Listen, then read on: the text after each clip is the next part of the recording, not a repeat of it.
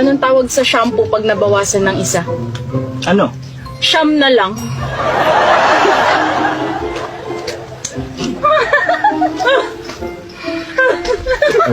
Anong tawag sa puno na hindi mo pwede akyatin? Ay, naku, may Ano? Nakatumba. bukal ko.